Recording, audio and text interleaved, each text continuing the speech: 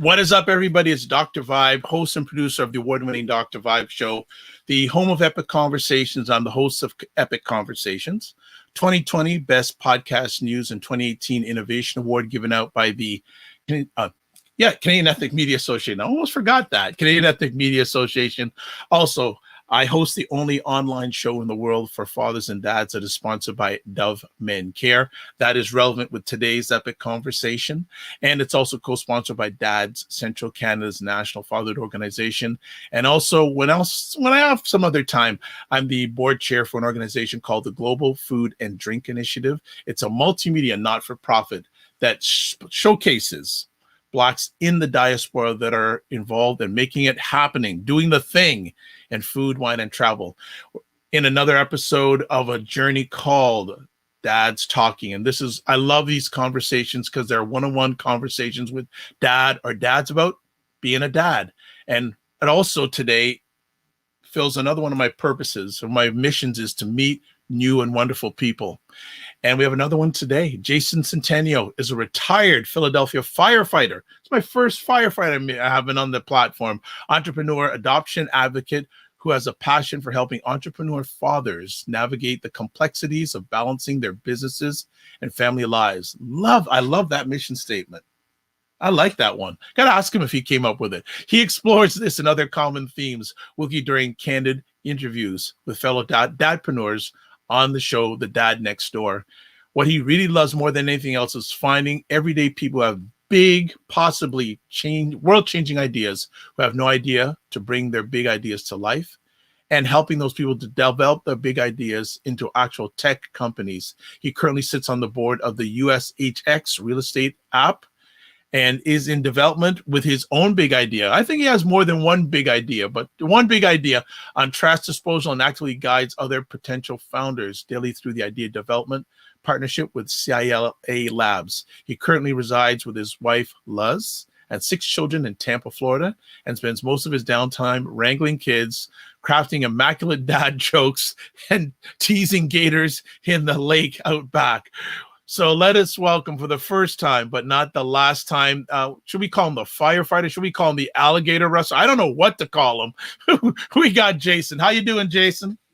Good. And to answer that question, just call me the dad next door because I'm just trying to rep all the guys that you might not know that live right next door to you that have these secret lives. You know, the guy taking out the trash could really be Batman. You just never know. Absolutely, absolutely. And I got to ask, did you come up with that mission statement? Because that's bonus.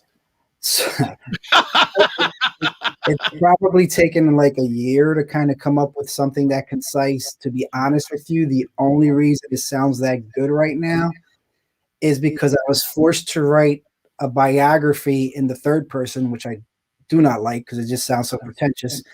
I'm part of a book that's coming out next month, an anthology, you know, when you get a bunch of authors together and they make a book and, you know, Chicken Soup for the Soul and all those other kind of guys. Well, some guys decided to let me hang out and be a part of their book. And I was honored to do that. I feel like I'm probably going to be the least interesting story in the book, but so what? I'm a published author after that. So winning, but yeah, whatever gets me closer to the goal of 100 on my journey to 100. And I guess we're going to talk about that real short. Sure. Like I love to do in the audience who comes on likes to do. Well, let's hear a little bit about young Jason. What was young Jason? Hey, I'm glad you had your sip of water before I finished that question. What was young Jason all about? So, okay. So I grew up, my parents moved from Puerto Rico to America, ended up meeting, and, you know, had that whole it wasn't exactly West Side Story, but my father was in a gang. So that is the truth of the matter. In fact, he was probably at 10 years old. He was involved in a gang, and let's just say they had him because he was the smallest guy. They had him doing a lot of what do they call those second story man jobs because he could fit in small spaces. So he was actually pretty bad. Now, Wow. unfortunately, he didn't have a lot of direction. He grew up in, not the greatest part of town. And he actually got to a point in his life where he wanted to commit suicide. But what he ended up, yeah, well, wow. Obviously I wouldn't be here if that had happened. Yeah. Yeah. But what happened with him was he had decided that there was a mission called Teen Haven where they would go out and they would take kids from the inner city and have them go out into the country and experience like camping. And then they would witness to them and get them involved in, just, teach them about the word of God and the opportunities that lie in, becoming a believer in Jesus Christ. So inside of that, like he was like, well, look, I'm not, I grew up in a Catholic household. We don't really believe that, but you know what? This place sounds like a great place to go commit suicide because I don't want my family to find me like that, right? So he totally went with the intention of, killing himself, and instead he became a believer in Christ through the work of the people there, and he got a passion for reaching out to his community. He decided to become, over the years as he got older, he decided to become, in his words, a missionary to the city of Philadelphia, where other people would go. Their mission field is like my sister's in France or another country. He decided that he was just going to be a missionary to his own backyard. So that's basically what he dedicated his life towards. So not a common choice for gang members from Puerto Rico, but yeah, he made it work, and he actually created quite a name for himself. Reverend Pastor Louis Centeno, if you want to Google him, he in the city of Philadelphia, he stood out in the community as a leader, first as a missionary, a pastor. He's currently a police chaplain. Wow. And runs a smaller church. We need to get him on this. Yeah, I mean, he definitely like to be on these kind of things. Wow. So he is what what I had to look up to, and you know how it is when you're growing up. Maybe over the years, you definitely have a difference of opinion with your parents. But yeah. I'm just trying to set the stage for you because you asked me how was I when I was young. So I was a little bit of I don't want to say Jekyll and Hyde. I had two sides. Okay. So if you know anything about preachers' kids, they're either really bad or really good, or there's a flip-flop that happens somewhere. And I don't know which one of those I would be considered, but I will say this. I was super smart. I actually I graduated when I was 16 years old from high school. I started at 4 and they just kept me going. So I was like raised on Sesame Street. I knew how to read. I just I just powered through that kind of stuff. I was also very street smart. And that's a crazy combination, especially when there's a lot of opportunities. But fortunately, because my father was who he was, there was a part of me that never really went over to the dark side because the people that he reached out to, I never wanted to be like. Like I would see the people he was helping, right? And they were really nice people, and then they get on the drugs, and then you see how they affect their family, and they went crazy. So as much as I danced with the devil on one side of these things, I would say that something always kept me back from going completely wrong. I had some kind of moral code, thanks to him, even though I can say that I didn't necessarily believe everything he believed on the way up. I did come to later on. But the point I'm trying to make is the hand of God pretty much kept me out of all the bad stuff. I can't count how many times I was standing on a corner and I walked away, and literally 2 minutes later, they shoot up the corner. Or I'm in a car seat, I get out the car drives away. I hear the next day, yo, they shot at me last night, and they show me a bullet hole in the ceiling of where I would have been sitting in that car. So all I got to say is, like, I know I was saved for something greater. Yeah. I just never knew what it was. And so, like, maybe this year, or I would say maybe 2014 is where it became a little bit more clear for me, but it developed over time. So as a kid, I was two worlds. I was sent to Christian private school where that taught me, and I was smart. I got good grades, and then I would go home and I'd be in these streets where all my friends are like, they weren't necessarily bad kids, but like people were shooting. There was drugs everywhere. I was almost raped. I had to fight people off with a screwdriver. They were trying to steal my bike. Like all kind of, I got crazy scars from falling off of roofs and fighting and all kinds of things. Broke my hand fighting. Just that kind. So, like I said, it was a Jekyll and Hyde kind of to me kind of thing. And that's probably why I ended up as a firefighter, because I wasn't really afraid of too many things. It was just a job to me, though, at the time. Right. It wasn't really my, what I wanted to do with my life, but the opportunity presented itself. So I took it. And fortunately, I just had enough chemistry or the combination of the right characteristics to make it through. But I wasn't necessarily, it wasn't really like, people might go out there. I always wanted to be a firefighter. I always wanted to help people. I cannot say in all truth that that was my goal. I did that by default. I probably, if I was to look at all the firefighters I know, I would probably rank myself on a scale of like pure, intention of like saving lives, maybe about a 5. Mm-hmm. But again, you would have to ask the other people. Like, I don't know. I can't talk about myself in a way that feels authentic. I would say find somebody and ask them about me what they thought, because really that my reality is in my head and one thing, and what they saw might be something else. So I don't really know, but I'm past caring about it. I lived it. It's my past. I'm about my future. So, hopefully that wasn't a hot mess I just dropped on your lap. No. It's part of the journey. And and there's a number of things. You have Philly roots, and believe it or not, I've done over 2,000 Yep, Philly strong. I've done over two. John is a Philly word. Like if John is a Philly word. I didn't know that. Look it up. You'll get all kinds of comments about that. Yeah. Believe it or not, I've done over 2,000 of these. I've had on this platform more people from Philadelphia than any other city in the world. You need to do a party about that then. And they don't Zoom with that. we could maybe that's a good idea. Maybe I should have my Philly party on Zoom. That's a good. I'm gonna have to parking lot that. When you were younger, did you have any mentors? I had a few.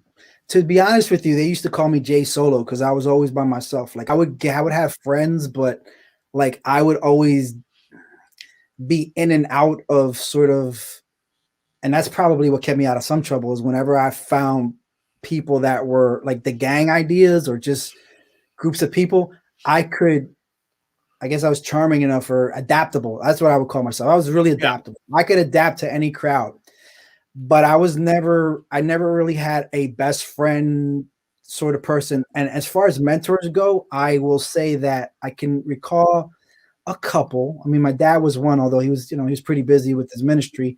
Like I said, I was really a lot in my head. I like books. So books were my mentors, comic books, especially. If you look around, I mean, like, I don't have all my stuff, but this is kind of like, I surround myself with it. But comic books were a big influence. And then, so Iron Man was a mentor, like Stan Lee was a mentor, if you want to put it that way. Sure. But and it's a shame, and I might tear up about it. But there was one person who I felt like give yourself time. Yeah, he was like an uncle to me, but he ended up committing suicide. I never knew why. Oh my God. So I had a few people do that around me, and I can never. I don't know why. It's always a question, but I will say this, that having experienced those people, and then what you see right now on a deeper level, experiencing those emotions of not knowing why, even when I got in a dark time where I kind of had those kind of thoughts, those examples kept me from really, really considering it, because I knew that there was people aren't better off without you. And I don't want to go and say it's a coward's way out. I don't ever want to assume anybody's mental state in that, or where they go, or any of that crap. Because, like, that's not my life. But it did make me smarter about pulling myself out of those areas. But that there was one person that would say he was kind of like, I felt like he was like the uncle mentor a little bit to me in some things. Overall, though, like I say, my father was, my biggest influence, the person I had the most access to. And then, books and experiences and people. I just really, I didn't attach to people, so deeply in that way, because I didn't really have that many. A few people stood out, but like not take me under their wing, show me a lot of stuff, because I'm the oldest of 10. And Whoa. yeah, 3 of them were 4, because one passed, but four. My Four. condolences, by the way. Yeah, thank you. We come from a big family. My family demonstrated that ability to bring people into their house that were not necessarily their, well, they were biological, they were cousins' kids, but Sure. that heart, I got to see it early too. So like I said, my father's my biggest influence, probably my mentor. Even my younger brothers a little bit, I would say, are kind of mentors to me in a way that they probably couldn't understand. But everybody's a mentor to me if you think about it. But like the one stood out. His name was Edwin, by the way. So yeah, to answer your question. Well, thank you, first of all, for being open. And I know what you just shared there. It impacted me. I know it's impacted other people, and it's really coincidental but interesting. The last 4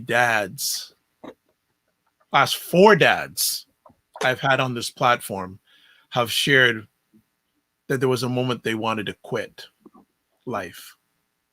So I'm humbled that yourself and the others are sharing, and you're saying it ain't easy. It ain't easy, but you come back and you don't quit. So to your friend Edwin, respect and blessings to him and what he has meant to you in your life and journey. And I know that you're doing him proud. Thank you. You're welcome. So let me ask, because time's going to fly, because you got so many interesting things going on. When did fatherhood become something that you wanted to be in your life? A father? What? Because not every man is a father. You're a father. You have 6 kids. When did that start to impact your life and your heart? I want to say I was probably a selfish bastard for a lot of years.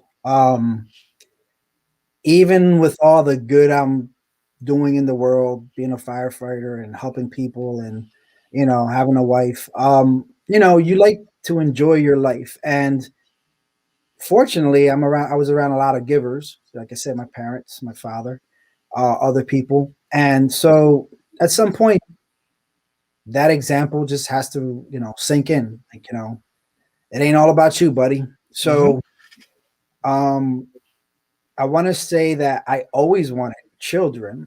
Right. How I wanted them was definitely not what I have now, I want to say, because that kind of developed over time. But, fortunately, with me, when I got married, me and my wife, we actually had 5 years of no children, because we wanted to kind of live our life. And which is, everybody's like wondering, because I come from such a big family, like, hey, Yeah. when are you going to do that? And it's like, let me live my life, relax, like, just, chill. So, which is good. I think everybody should take a beat before you have children, because you need to build up those memories with your wife. Like, you gotta have these fun times and adventures that you can go back to and keep in your fun bank. Because when everything's all kind of crazy and you're overwhelmed, it's like, hey, remember that? And you got these pictures, and it takes you back to a time where it was simpler. And that's actually the things that help you stay strong in the future, because you remember those things. And if you don't have time, or you don't take the time or the space to develop those memories, then I'm not saying you're going to fail. I'm just saying you're going to have a harder road ahead of you, just because you didn't take that time out. Sure, you can take it later, but like, what about all the damage you can do to yourselves in between there, that you didn't have these extra sort of jewels, these buried jewels, these like, these stashes of energy and love and experience that you can kind of go back to recharge off of and, renew off of. Because I don't know how long you've been married, but like you go through a lot. They always say there's like that 7-year Yeah. and that 10-year bump, and there's all these kind of things where like you're like, F this, I don't want to do this anymore. But these are, if you can have that kind of experience behind you, then you can always draw on those to get you through it. So as far as children, we waited about 5 years. We had our first, and then we kept trying, and it wasn't in the plan. My wife had some physical things that didn't allow her. I might as well say endometriosis, because it's something that affects a lot of women. Yep. And, I got tired of seeing her going through the pain and procedures of trying to fight through that. We had a couple of almost, but didn't happen. And so, because I came from a big family, I was like, you know what? I'm blessed. I was an entrepreneur. I was doing real estate investing, and I had the firefighter gig, and I was able to do both and still have a life. So I was like, got a lot of room in our life, our house, our hearts. Let's have a bigger family. One of the things my wife told me was, one of the things that attracted to me about you is that you had a big family, that you always have family around. So she liked that, and I liked it. So let's open up, our house to this possibility. So what we ended up coming up with was, there's a lot of ways you can get into adoption. Yep. The two that people always sort of go to is like, oh, you can foster or you can adopt. Well, there's shades in between there. What we chose to do was foster to adopt, because going in, hearing other people's stories, adoption, when you pay for adoption, when you go through, let's say you want to adopt from China or Russia or another country, Brazil, even though you pay all this money and you think you have control, like a big reason you would do that is like, I don't want to know anything about the parents. I want a clean break, and all the other sort of stories you make up in your mind of what you think is going to happen in your future, which is funny because it never happens the way you think. You go and you go with this plan, and then you go to China, Russia, and poof, the thing goes away. Suddenly you don't have a child. Something went wrong.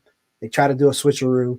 Like I've heard all these horror stories of people that actually went and then it didn't happen for them. So they spent all that time, energy, and thought they had control. And guess what? You don't have any control. God has control. So the alternative to that is you can be a foster parent. Now that's very temporary. And some people, that is also a very good calling. Some people love that. They love to be able to help in between, but they just don't want to take on the full responsibility of 0 to infinity of the other person's life. And I respect that too. We have some very good friends that only do that, and they're blessed doing it, and great stories around it. And then there's the in-between where we chose to foster to adopt. Why that is because I felt like, A, it's cheaper. B, do local. You get to, there's always people around you that need this kind of help. So that's the road we chose. It was just economically better, control wise. You just have to yes, with that, you're going to deal with crazy biological parents. It is what it is. Yeah. But there's no perfect scenario in there. Everything rests with take on the one, understand it. And then also I would say in this journey, find other people who have done it before you to lock arms with and become a support system. Just like you wouldn't go to some people go to the gym and work out by themselves, but the best gym is when you go with a partner, somebody to spot you. Spot your reps. Yes, everybody needs a partner. The moms need another mom who's gone through it exactly, not something like exactly, because they can commiserate with each other. They got each other's back. They know exactly what they're going through, and it's just, they can cry, scream, shout, curse to that person. That person understands completely. They're not judging because they went through it too. The same with the fathers, someone to, be there and understand what their wives are going through and talk about it and ways of coping. I would say that everybody should, when they're considering this, find it. And actually I make myself available as a resource for that as well, because, actually that's why I do all this stuff, is because I want to be a resource for that as well. As I told you before, I'm on a journey to 100. I want to see 100 kids adopted through my influence in my lifetime. And what that means is I don't necessarily think I'm going to adopt 100 kids. I don't think it's, well, anything's possible. A guy in India did it. So yeah, Yeah. I could, but what makes more sense to me and what's how you can share, like I rather share the load because I think that's, everything's better together. Right. Yep. So I did 5. So I'm showing that I'm ready, willing, and able, that I've done it, that I could talk about it. I've helped 3 friends of mine who are also dad entrepreneur. 2 friends of mine adopt 3, and there's another 2 possibly in the works. But I got 9 still until that's final. I got 92 more to go. So I'm here for those people too. If we get in a conversation and that's something that's on your heart, you have my where I would where I might charge someone for my time. You get my time for free. That's how I'm going, because that's the bigger goal. That's the bigger why. Whatever I'm doing in business, whatever consultation, whatever endeavor, I'm trying to move people toward that. And if I make you a millionaire through something I helped you with, all I want from you is to consider that now that you have a bigger house with more rooms, maybe you want to fill one. Fill it up. Maybe there's a place in your heart for that. Obviously not going to make you break the bank. So yeah, because I knew that, and I'll touch upon this real quick. I knew that when I made that decision to go over 3 children, that's something every dad might not say to their wife, but goes through their head. Because what do I mean? Everybody has the 3-bedroom, 2-bathroom, 1-2 car, a dog, like 2.5, 3 kids, or whatever the statistic is in their head. And then they're like, okay, cool. Well, guess what? When you go above that, suddenly it's now you need a bigger car. Now you got a van. Now you got to have a bigger house. Now you got to pay more for school. Like everything doubles and triples per kid. So there's this sort of ceiling, invisible mental ceiling that dads got to go through and kind of do calculations on. And of course they're going to say, yeah, but I know what they're thinking because I was thinking that too. So that leap from 3 to more, for a lot of dads is a hurdle. I mean, I don't know about the moms, but for dad, it's a hurdle.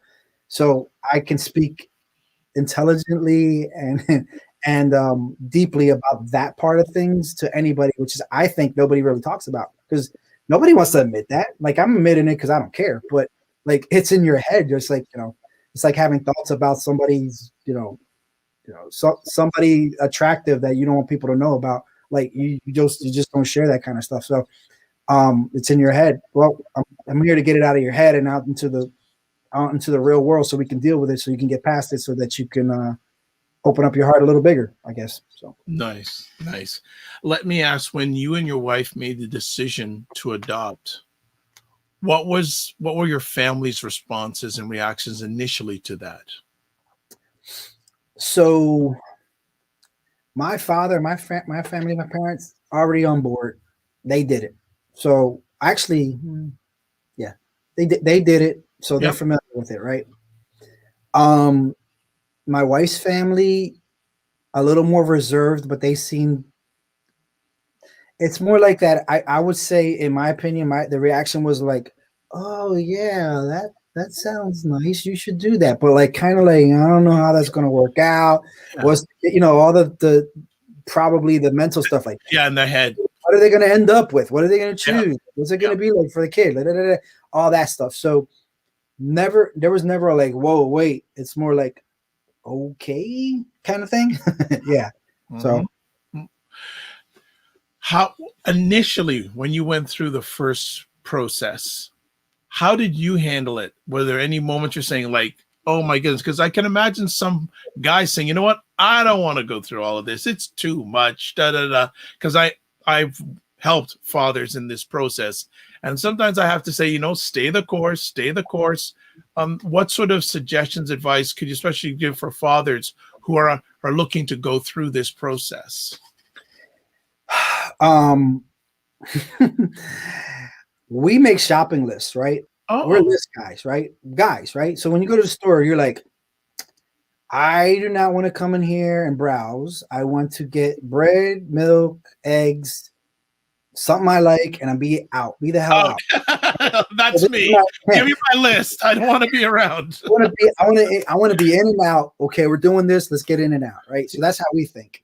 So I was thinking, all right, me and my wife talked and like, what do we want? Oh, we definitely want a little girl. Got it. What kind of little girl we want? Well, mixed race, because we kind of both like, she's darker skinned than I am. So Yep. we're Latino. We can pretty much pull the diaspora into our household and have no real, like, even some of the ones we have now, they swear they're like blood relatives because they kind of all resemble each other, right? So that was kind of accidental, but the point I'm trying to make is like, that's what you go. That's your shopping list. Okay, girl, mixed race, kind of can look like us. That's our first goal, right?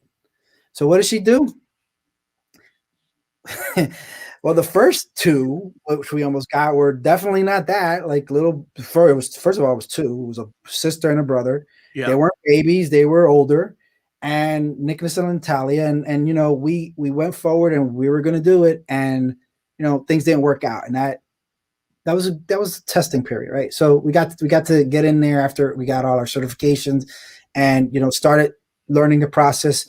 They touched our hearts, but eventually, like, and little sidebar, I always said that if I have to be the boogeyman, the kick in the ass to get a family member to come out of the woodwork, if they have to keep that family together and actually for them kids to go back to be reunited with biological relatives, then that's okay, because that person needed to see that threat to do the right thing. So be it. So we lost we did not have those children because it was meant for their families, even though they kind of rejected them for years and years and years, for one of them to come out of the woodwork and say, you know what, I'm going to take it on, even though I'm a single, whatever. The point is, they went back to actual biological family members. So that was good. It was sad for us, but it was good. And I went in with the attitude that if I am that boogeyman, like I said, if we're that threat that makes them do the right thing, good. We're doing what we're supposed to do, even if we don't have that child. So boy and girl first. So, obviously she's already trying to color outside the lines. Okay. Next, she's like, we had a couple of other ones and we didn't, I'm gonna be honest, we didn't feel like we were ready to take on anybody with medical difficulties because yeah, just we didn't, because I get it. We felt scared. To be honest with you, we didn't want to make a bad situation worse, is really what it was. So we kept looking, and then she calls me one day and she's like, oh, I saw this little, they called me about this little boy. I'm like, yeah, tell me about him. Oh yeah, Caucasian, blonde hair. I'm like, all right, so what are you saying? Well, I want to go look at him. I'm like, well, that's not the list, right? I mean, I'm not saying no, but like, why you keep going off this list that we have? And I was like, all right, go ahead. So she goes and she checks him out, and she comes home and she's like, and I didn't go because I was working or something. Otherwise I would have. And she's like, I want him. And I'm like, oh, just like shoes. I want them. Yeah, that's where we're going. You just got a pair of shoes now, right? So long story short, that was Caleb Michael Centeno now. And he was our first. And to be honest, the experience with him was ideal. Like, very few people get through the process that quickly and that cleanly. Yeah. With him happened in a little less than a year. Wow. Which is odd, because usually it takes 2-3 years, right? But we were able to, he was in the system. What it was is he had other family, but like his parents were separated, both had issues. He had a brother. He was with the grandma. The grandma couldn't take another one because she was up in age and she could not handle a toddler. So she was like, I can't. Like, she's physically unable to do that with a younger child. So we met the parents actually, and they both, after meeting us, gave us the thumbs up, and they were like, we will go with it, which is what made it quicker, that they actually approved us. We also left the door open for them to contact us if they ever got, their lives cleaned up through the state, because you don't never want to just do open adoption. You actually use the vehicle of the state to say, hey, if you can go and test clean and go through all these, and they tell us you're hitting all your marks and all that. And sure, you may meet this person again, and we actually did do one visit with them that way, but they just didn't stay up with it. So we always leave that door open. And another thing we do is we honor our children by, we change their name. We take their first name that they were given, like their actual birth name, and we move it to the middle as a middle name. Sure. I don't like come and erase the board clean and this person's like, you're imprinted on me now. We both felt like we want to honor their journey by like not totally getting rid of all their past. It's like, no, we're going to move it over. And if you want to talk about it, we'll talk about it. And if you ever want to meet them, then we'll figure that out. But like, you're going to know, and we're not going to hide things from you. When you're old enough and we can have a good conversation about it, we'll take it from there. So, the older ones kind of know, and they talk about it, and God knows that they will bring it up at the weirdest times and in the weirdest ways. But whatever, this is what we took on. So there's a whole comedy show out of some of that stuff. Well, I'm just thinking sometimes there could be you guys could do a reality show just sitting out of your house. Especially because they sit there and they try to teach each other about who is what and where they came from, and if okay. like, how the hell do you know any of this stuff and you don't even know what you're talking about? So sometimes I laugh about it. My wife gets pissed off and upset, and she's like, "Oh, it's not the time or place, or you don't know what you're talking about." But it bothers her more than it bothers me. I'm amused by it, and I'll just handle it as it comes. So anyway, after adopting as many kids as you have, how has it made you a better man? A friend of mine was probably the best person to. Well, let me tell you what he shared with me, so they kind of make sense. As you can tell, I'm energetic and probably a little ADD from all this conversation. and you're from Philly. Yeah, trying to keep me on a straight path is definitely a little bit of work, right? So he told me, he goes, over the years I've seen you, and he goes, I've seen you take on more and more and more and more, and everybody sees you as this like all over the place kind of person. They don't know like you have all these systems and ways of doing things, and this diagram in your head, like some kind of Russell Crowe doing these calculations. Mm-hmm. But I see that the more, like, it took literally that many kids to get you to a point where you could write that introduction that you gave us all here, which was nice, concise, to the point, clear, mission statement of 100. Like, it took that many things to tie me down, to be responsible, to keep me, moving armies and on point and disciplined, to focus on like one thing. And it's on a lot of years. So they are as much a blessing to me as I am to them, because they were able to tame the energy and some of the other things that I have that, for want of a better word, were probably untamable and probably to my detriment. So hopefully that answers the question. No, it absolutely does. It sounds like they've given you foundation.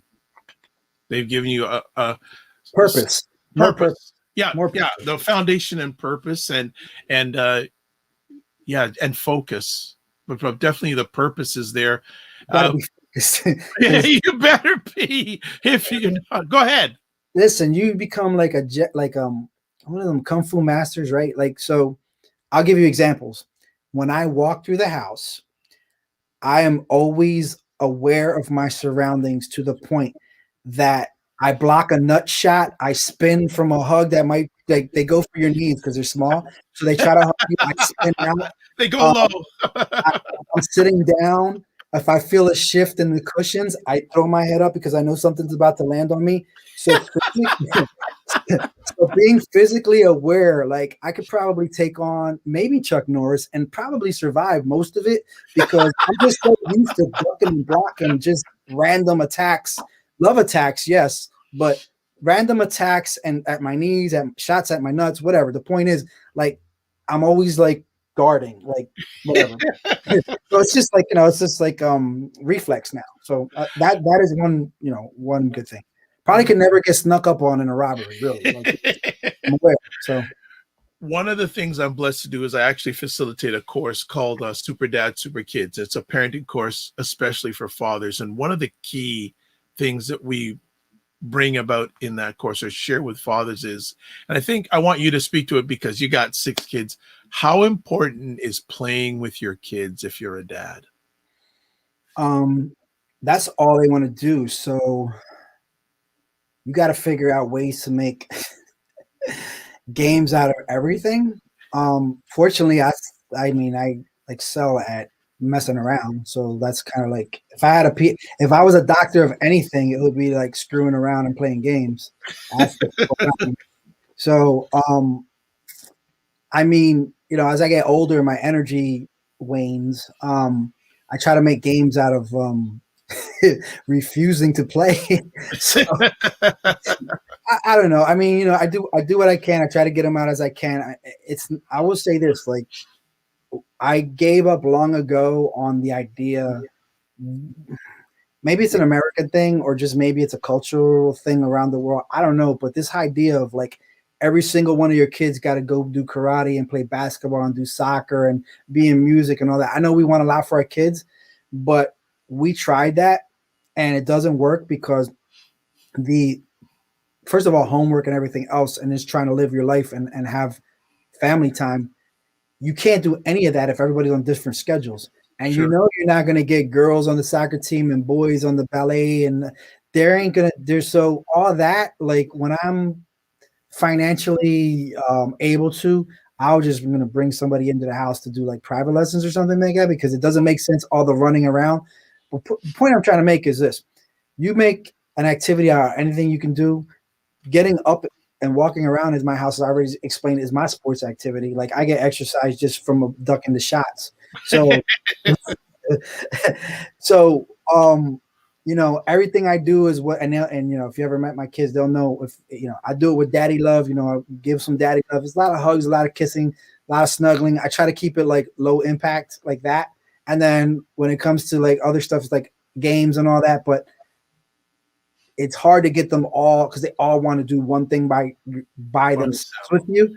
So with that, I try to like take them out on a walk or do something different. Like if depending on who is on punishment or not, go do something special with them, walk around, and then, you know, like anything we do together, it's just like it's a lot of things, a lot of moving parts. So I just try to keep it like, you know, manageable, and you know, I try to preserve my energy as much as I can in these things, because again, like, you know, if 5 kids are learning how to ride bikes at the same time, you know, somebody's getting hurt, I'm getting tired out. It's, you know, it's going to happen. You know, everybody's on a different sort of schedule, so you just got to kind of like do the best you can to maximize the time you have and make the most fun out of everything. You know, I do a lot of with the girls. They like to play fake school and fake beauty shop. So guess what? I'm like, yeah, let's go to the salon today, do my nails and give me a massage and rub my feet. And that's like my favorite game of all. And I'm playing the game anytime I get a chance. And I think there's some like Facebook videos showing me taking full advantage of that. But yeah, like stuff like that is the games I will play all day. The Nice. come outside and this and that, like a bunch of, you know, running around outside. Well, you know, sometimes, but more than that, I'm at the spa. I'm at the fake spa. How has the pandemic impacted you as a father? So when it hit, I was still on the job. I was actually off injured, well, off duty because I full disclosure, I suffering from PTSD towards the end there. It started to affect a lot of things. So I took off some time, and then the pandemic came, and I was like, there ain't no way that, because my wife was also an essential worker. She worked at the hospital. So wow.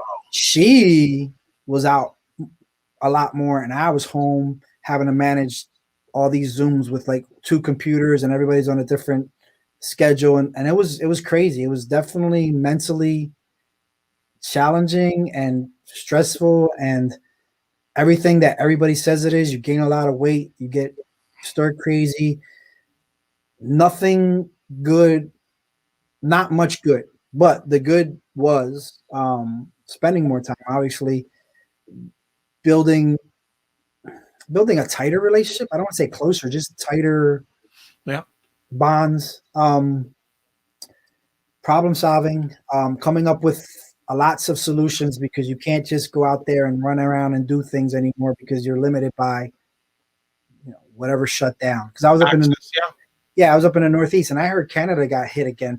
Yeah, well, right now where I'm living in Canada, Ontario, we're doing in our third shutdown in a little over last year. Jeff Lopes told me Yes. they restarted everything over there. I was like, damn. Yeah. So fortunately, I was at a point in my life where I was able to say, you know what, I'm out. I'm going to retire. Let's go somewhere else, sunny Florida. Let's get out of this environment. It's like toxic. It's not good for any of us. We want to love each other, not want to kill each other every single day. So we went and moved someplace sunny, and thank goodness we had things fell into place in a space of a year that normally take people years of planning. But and it was God's providence. There was just all these things fell into place, and now everybody's trying to do that now, and it was like prices are crazy.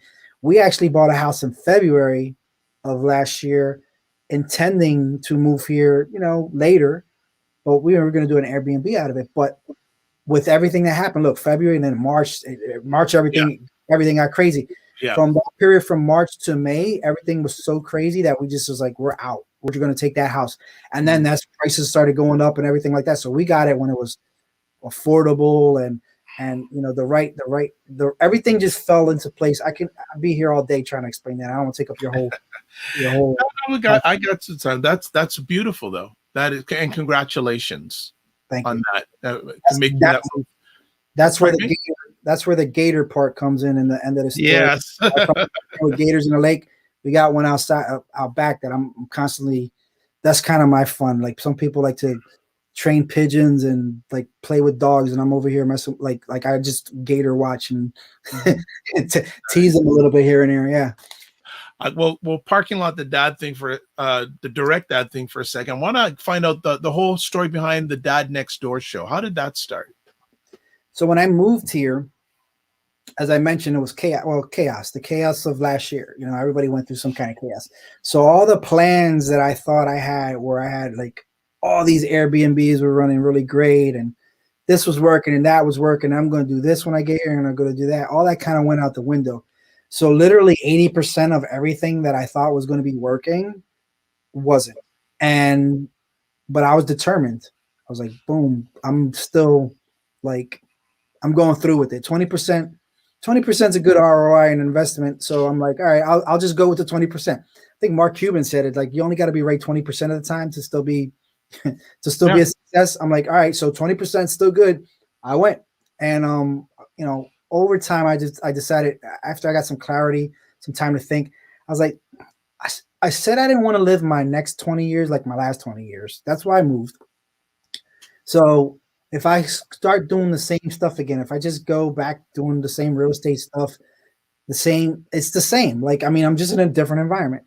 So I kind of just paused, and I was like, well, what do I really like to do? And, after some soul searching and some dabbling, my passion was for helping for people like me, dad entrepreneurs, people that are working side hustles and still having a full-time job, because I feel like I'm uniquely qualified to help people that are employers and employees at the same time, because I lived my life that way for a good 20 years.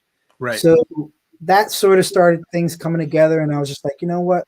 I hooked up with this guy, Manny Lopez, and he's got this whole amazing platform. And also some other people, and they were like, man, you should probably do a show. Like if I was to help you do a show, that's what Manny came up with. So I was to help people do a show. What would you do a show about? I was like, I do a show for dad entrepreneurs, because those are my favorite people, because I'm one of them. And I'm like, and I don't know that there's that many specifically dad entrepreneur shows. There's just a lot of entrepreneur shows. Like I told you, I like a blue ocean. This one's a little green because you're in it too, but I'm all right. I share. Like, it's still Tahiti to me. We still got a lot of ocean there. Dad entrepreneurs. And, I kept winding it down, and I was like, let me just interview these people. They're like, oh, you got to monetize a podcast and you got to make everything. I'm like, no, I'm just going to do this for fun. Yeah. So what came of that was like, all right, so I'm going to do this for fun. And I started meeting a lot of cool dads, yourself included, like on Clubhouse. And then I was just like, well, you should be on my show. So I started interviewing other dads on how they balance life, business and family life. Because Sure. hey, you got tips, I got tips, a real good tips. Like I got from last week from what's his name? You know him, bodybuilder, Matt Storm. Yeah, he's like, look, a piece of wisdom he got was like, are you a businessman with a family or a family man with a business? And I'm like, dude, that's like perfect. Like every time I'm wondering, like, what should I do? Go to that. And so, like, those are the gems that we come up with that help you make these decisions on how to balance things. Like that right there will help you figure out this, right? So that's a gem. And then from that became, one of the guys was Jared Yellen. Crazy. So he runs Sela Labs, which I referred to. Their app development.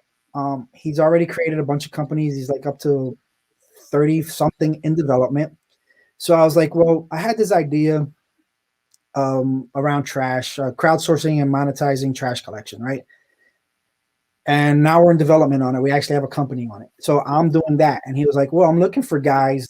I'm looking for some people, some ambassadors to help me, because my mission is to get 100, create 10,000 tech companies by 2031. And I was like, you know what? My mission is 100 kids adopted through my influence on my lifetime. If I can help you create 100 tech companies, I'm probably going to get out of that. Well, I'm going to get 100. That's going to be 100 millionaires. If they create a tech company, probably going to be a millionaire. Of that, a subset are going to be dads, and they're entrepreneurs because they created a tech company. So that's my market. So in my journey to 100, there's this little, funnel of 100 millionaire tech company dads that can be part of that, help me get part of that 100. So from that, like I said, that gave me the clarity and it's fun, like helping people with big ideas, whittle them down into something that becomes marketable. Because it's not just, I got a great idea. It's like, okay, how's it going to change the world? How's it different than anything else? How are we going to present this to investors? How are you going to raise money? And then, okay, you make the app, because I've made an app before and it's sitting there and it's still unused. And I might remake it for something else, maybe for dads. But I didn't have a marketing arm. I didn't have a sales team. I had this idea. Here it is. Like, now what? So we go from the now what? Like, there's no more now what. There's also, if you get involved with us on this thing and joint venture, there's a sales force. There is a marketing team. There's all this stuff to take you from 0 to 100. And, that is fun for me because I'm doing it myself and you're coming in right behind me as I'm doing it. I'm showing you what I'm doing to be successful. So I'm not just this guy sitting up on this board talking about all these things you could do. I'm literally the gunny sergeant in there in the trench with you, telling you to duck your head. I'm not the general. You can't touch me. You can't relate to me, or I can't relate to you because I'm way past you. No, I'm in it with you. So I like that. I've always liked that. That's how I like dealing with people.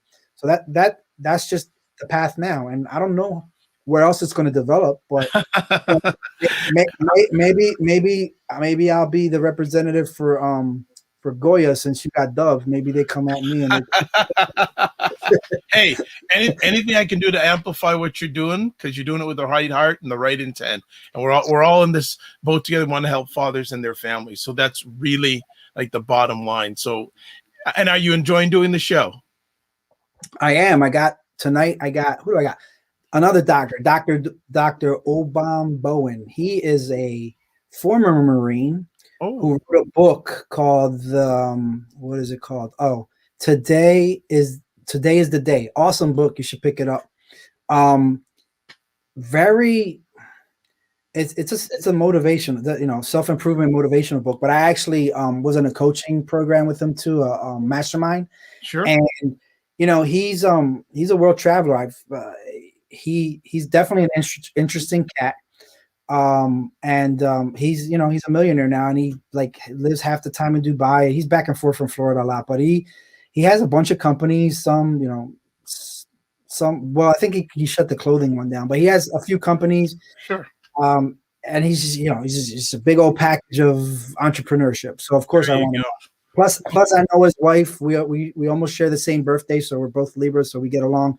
And his daughter's really cute. His other kids I haven't met, but like, so we're actually hung out with each other, which is nice because I've never physically hung out with any of my guests until this 15th guest. He's the first one that we've actually like been in each other's houses, so that's kind of cool. You know, get used to it if you're going to go as deep as I have, because as I said, I've done over 2,000, and there were some people who I knew, but outside of the few people that I have on that I knew, I've only met one or two face to face. And actually, one of them is a gentleman who's a high-level executive coach.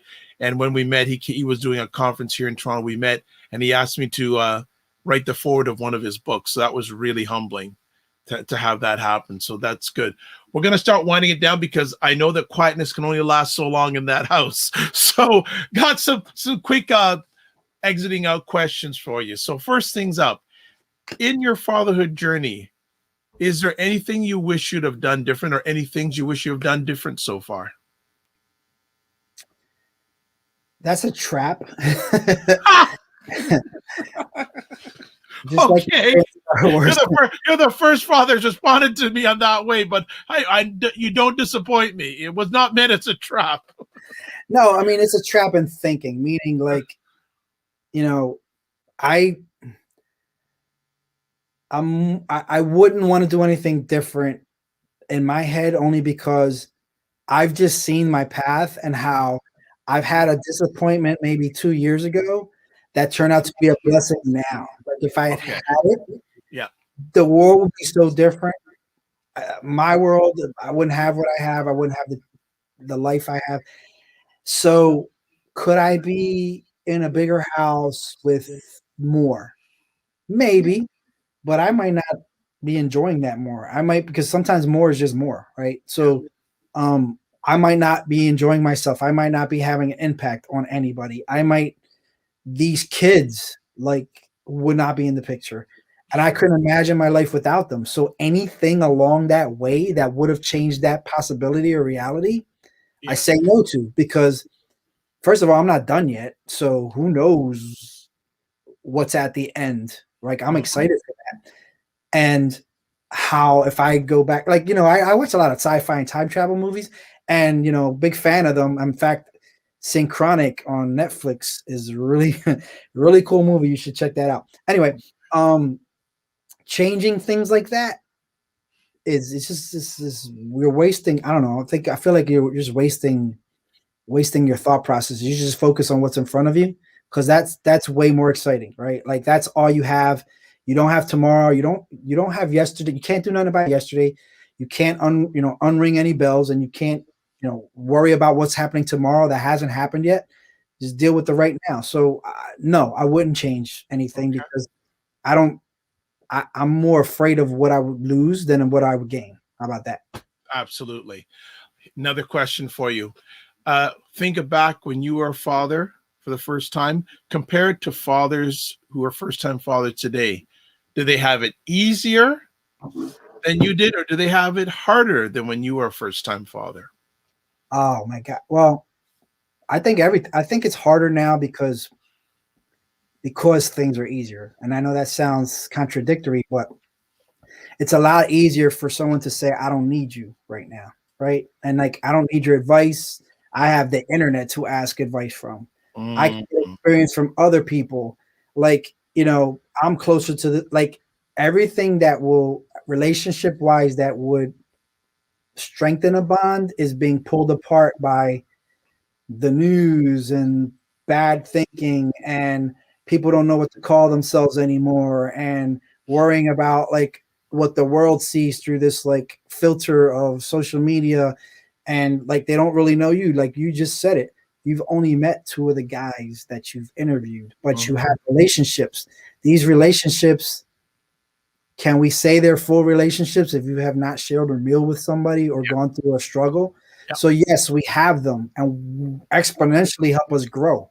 But the deep ones, and those are the ones that are the most important, where your roots are going to come from, are going to be with the people you've shed tears with and eaten food with and smelled their dirty farts, unfortunately. But the point is, you have these things that tie you together that will make you stronger in the future, because that strength is being slowly eroded by all the things we have at our attention, and the ease in which you can get access to those things is definitely like the competition for you, right? Like I only have so much energy. Well, I can go out here and I can go rent somebody to play football with me.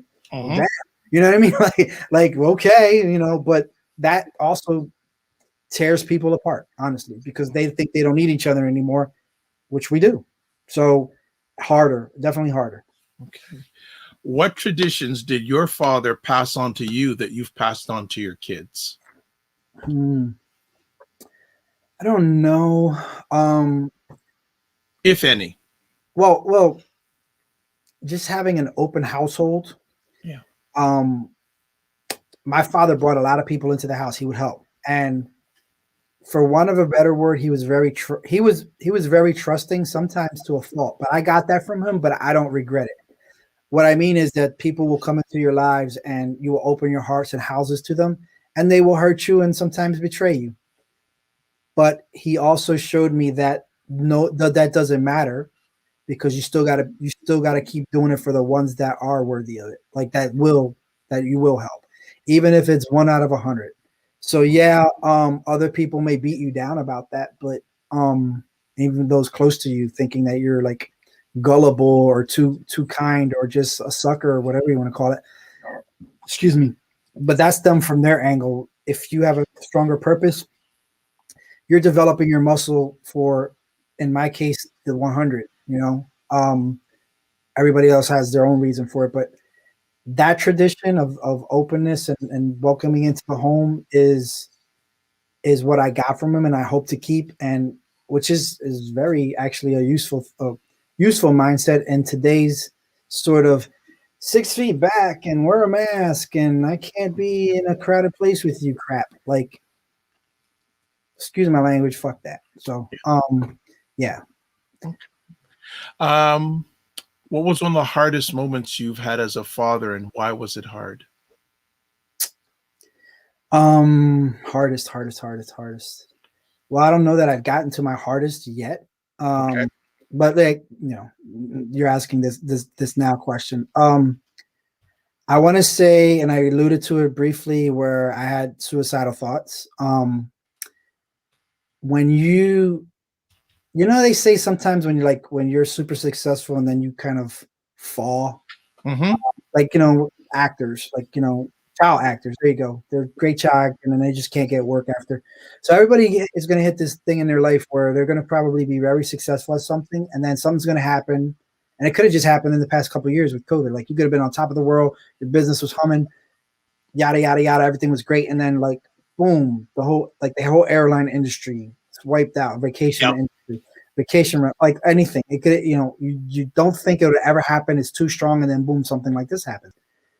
So that experience for me was back in early, I forget the exact year. I want to say 2000, not 14, 2010 area. There you go.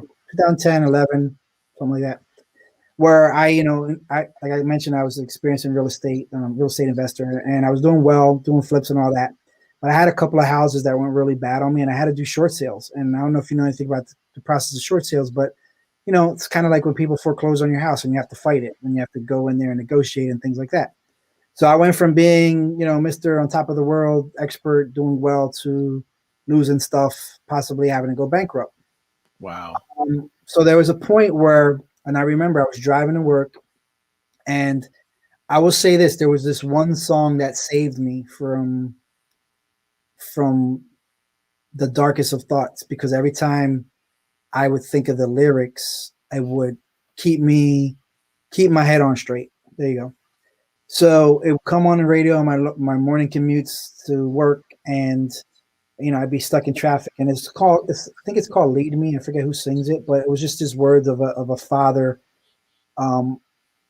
asking for guidance from God because he doesn't know what to do, and people are depending on him. So that song kept me straight that was kind of my anchor. Nice. And over time, I was able to, I actually got through that, was able to come around. And during that time, I was being advised by friends of mine, just declare bankruptcy. It's easy. It's like you get your credit cleaned up in a year, you're like, fine. And I was like, no, I can't do it. I can't do it. There's something kept telling me not to do that.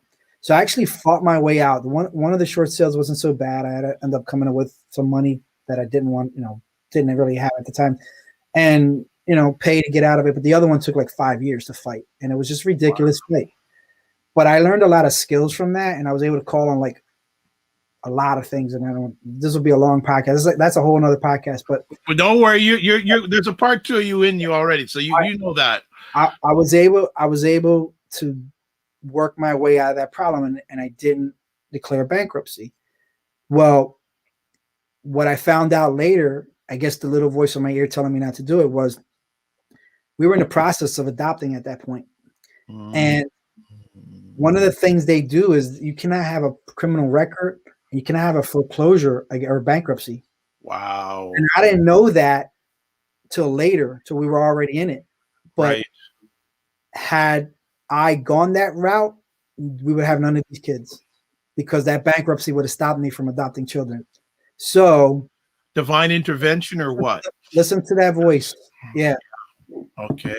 And also in business, like if you have bankruptcies, they I don't care who you are, like they're gonna look at you side-eyed if you ever want to get in business again. So do everything you can to just, if you take anything from this, if you did it already, I mean, it is what it is. But if you're thinking about something like that, do everything you can to not do that. Work out details. Don't go that route if you can at all possibly avoid it. Because if you ever had it in your heart that you wanted to adopt a child in the future, you're just going to cut yourself off there. Like, so, and if I can help you, guide you, and just anybody out there that reaches out to me that has that question, and maybe they're going through that right now, like seriously, call Dr. Vibe to call me to do something, because I'll talk to you and try to help you to work your way through that so you don't have to go that route. Absolutely. And before we end our epic conversation, I'll definitely give Jason's information out. Another few more questions. What are 3 of the happiest moments you've had in your life so far? Happiest moments. Let me think. Well, I guess my first little girl. So we wanted a girl, and we were looking around, and we got a call that they found someone who was a possibility. So I didn't get to see her. We were going on a trip to Haiti. So I went to Haiti to go help build houses with my church back in, I think, 2014, right? And I go and I come back, and there's a little girl in my house. I'm like, oh, well, I guess we did that. So in a way, like that was happy for me, because I leave and I come back and I got what I want, like a little present. So that would be one. A common, and then another thing about her is she's like the most happy of my children. She's always smiling, but when she's miserable, she's super miserable. So there's that. But like, she's usually always got a smile on her face. She's a morning person, and like, she's that girl. I don't know. I guess my 50th, I was pretty happy just to see who was there to honor me. Yeah, I'm 50 years old. If that's something that you, congratulations. I'm at least that. Let me say, because that was a while ago. Okay. Most people kind of like, well, what? And I'll let you keep thinking what, but you're hearing. So yeah, just seeing those people there, who showed up for me, especially like the former fire commissioner of Philadelphia, who was actually instrumental in kind of keeping me on the path when I was going down a dark one during that time I mentioned. And there was also some stuff with my job and just kind of self-loathing and some other things going on, that he was in a position to do some real damage to me. He could have, but he actually reached out and sat with me and my coworkers and helped us work it out and put me back on the straight and narrow. So I was happy to see him. That was definitely a moment. And then I guess another one is, I got a lot of happy moments, but there's a friend of mine, Sean. Well, he's like my son. He is. He's a kid I mentor, and he's always making me happy in his growth and his he's actually helped me out. He's helping me out of a jam right now, believe it or not. But Nice. just having someone who is like a son to me, because my kids are still, my oldest just turned 17, but like, someone older to impart some of my experience into, and then actually takes it and uses it and becomes successful with it. He's constantly making me happy with his growth, and I can't wait for him to be better than I am at everything. Like, I can't wait for that. So yeah. Wonderful. Beautiful. Last conversation piece. What do you enjoy most about being a father? Daddy love and daddy hugs. I call it chicky love, and it's basically when my kids are Chicky love. I love it. so it's daddy love when I give it, and it's chicky love when they give it to me. So when I get a lot of chicky love, like, then they just kind of they pile on, and sometimes I can't breathe. But at the same time, when we're sort of kind of like not moving so much, and they're just kind of around me like that, that's kind of my favorite stuff right there. So, well, Jason, want to say a huge thanks to what you have done, what you are doing, and what you're going to be doing, because I see the path is going to be a beautiful one. There may be some bumps along the way, but you know how to handle the bumps. And want to bless you. You're a real blessing. I know the first time I heard some of your story on Clubhouse, said, I want to know more. And even after this, I want to continue to know more and learn and glean from you, because you have a lot of evaluated experience, not only dads, but just the world, I feel, needs to know and learn from. So just want to bless you, man. well, thank you, and blessings right back at you, brother. I mean, I know you had a good vibe. I mean, you call yourself Dr. Vibe, so you run them clubhouses, rooms. You bring a lot of positive energy, and if you were color, you would be like purple, because you just bring that like nice and I'm a Prince fan. There you go. you just bring that chill, that royal, Much respect. Something in there, and it's like, I'm definitely glad you reached out to me to do this. Absolutely. And Absolutely. anything I can do for you, just let me know. This is the beginning of a great journey, my man, and I want to do anything I can to amplify you and your family. Appreciate that. So before we leave, if you're watching this, the Dad Next Door show is on your screen. For those who are gonna listen to the replay via audio, it's the dadnextdoor.tv. You can also touch base with it on Facebook, the Dad Next Door on Facebook, Instagram at the Dad Next Door, at the Dad Next Door _. And then also, if you want to email him, the dadnextdoortv@gmail.com. Very happy after this conversation. My heart is full. And Jason and I talked before, and I already have ideas on how I can help amplify his mission, because there's just so many things that he has a lot of gifts to bring this world. And it's individuals like Jason that I love to help amplify the gifts, because he's doing it with the right reason, and more importantly, with the right intent. So Jason, huge thanks again. I hope you have a good rest of the day. You too, my man. And then when you do that Philly Zoom, yes, you got to be part of it. Party thing going, you got a co-host of me right here. Just got there's you and another gentleman named Henri Morris, who he lives out in California right now, but he says he's fully strong. And what he always says when he comes on, he goes, he says, Dr. Vibe, it's time to knuckle up and buckle up. So that's a Philly. So peace and blessings, my man. All right, man. You too. All right, it's Dr. Vibe here, host and producer of the award-winning Dr. Vibe show, the home of epic conversations. I'm the host of Epic Conversations. 2020 Best Podcast News Award winner, 2018 Innovation Award winner given out by the Canadian Ethnic Media Association.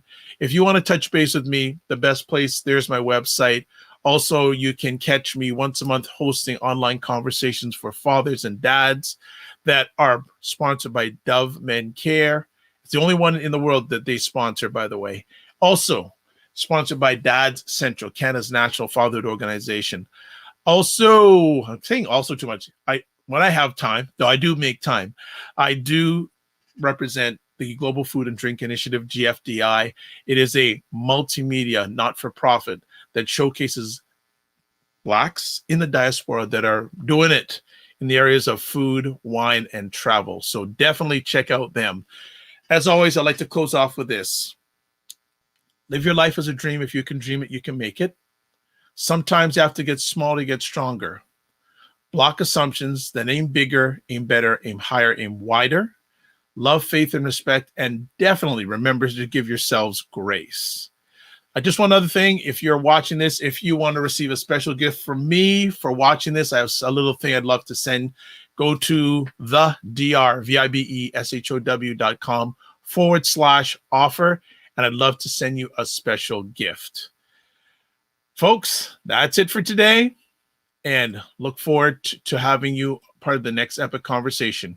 God bless, peace be well, keep the faith, and walk good.